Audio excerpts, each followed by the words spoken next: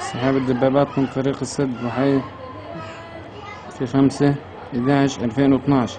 انسحاب الدبابات من حي طريق السد ومخيم اللاجئين وإطلاق النار العشوائي على المدنيين.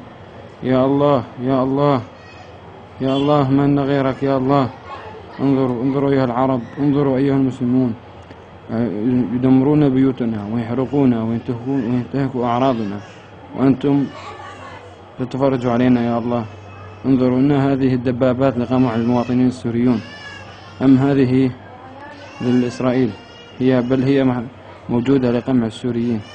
انظروا انظروا يا العرب، دبابات تي 72 يقمع فيها الشعب السوري.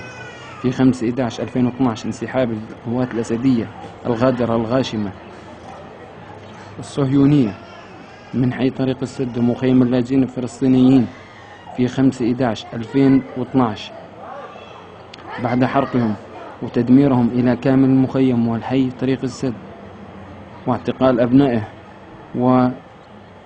وتشريدهم من منازلهم. يا الله، من غيرك يا الله. لن نعتمد على العرب ولا على أحد، نعتمد عليك يا الله. غيرك لن تنصرنا يا رب العالمين. يا الله، من غيرك يا الله. يا الله، انصرنا على الطاغية بشار الأسد. يا الله.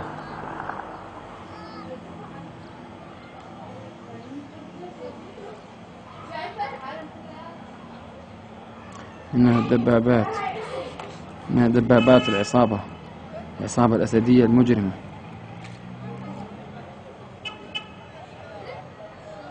5/11/2012 مدينة درعا، انسحاب الدبابات التي كانت متمركزة في حي طريق السد ومخيم اللاجئين الفلسطينيين ومخيم أبناء جولان المباع.